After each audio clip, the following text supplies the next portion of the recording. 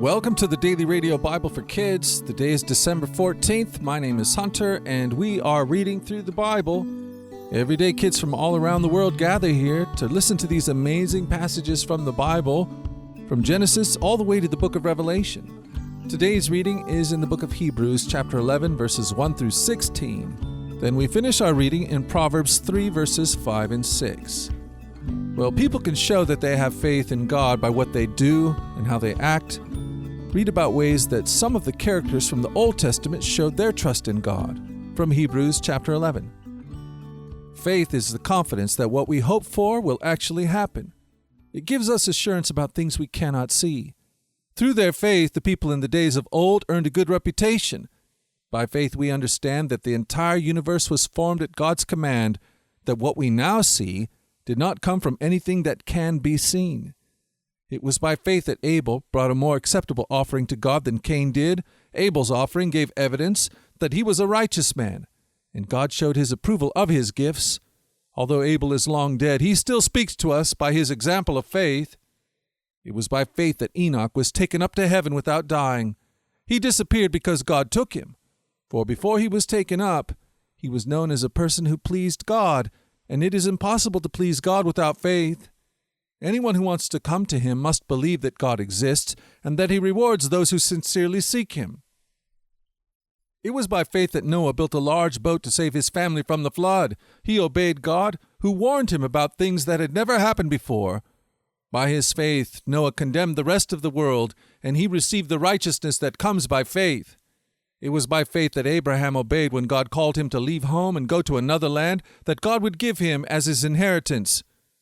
He went without knowing where he was going, and even when he reached the land God promised him, he lived there by faith. For he was like a foreigner living in tents, and so did Isaac and Jacob, who inherited the same promise. Abraham was confidently looking forward to a city with eternal foundations, a city designed and built by God. It was by faith that even Sarah was able to have a child, though she was barren and was too old. She believed that God would keep his promise, and so a whole nation came from this one man who was as good as dead, a nation with so many people that, like the stars in the sky and the sand on the seashore, there's no way to count them. All these people died still believing what God had promised them. They did not receive what was promised, but they saw it all from a distance and welcomed it. They agreed that they were foreigners and nomads here on earth. Obviously, people who say such things are looking forward to a country they can call their own. If they had longed for the country they came from, they could have gone back. But they were looking for a better place, a heavenly homeland. That is why God is not ashamed to be called their God, for he has prepared a city for them. Wow, I love this passage. Faith is trusting God to keep his promise even when you can't see what's happening or where it's going to happen. The people whose lives are discussed in this passage trusted God even when they didn't know how or when his promises would come true. But God didn't fail any of them. He always does what he says he'll do. Do you ever have a hard time believing God? Remember the way these people trusted him and follow their example. This is what Proverbs 3 verses 5 and 6 says. Trust in the Lord with all your heart. Do not depend on your own understanding. Seek his will in all you do, and he will show you which path to take. Well, there you have it. We've done it again. We have spent another day in the Bible.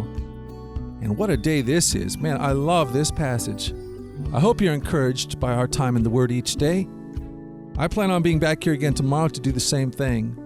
I hope you join me. Until that time, you go forward in God's joy. You let his joy be your strength. And you remember this. You ready? You remember that you are loved. No doubt about it. All right, I'll talk to you again tomorrow. You guys take care. Bye-bye.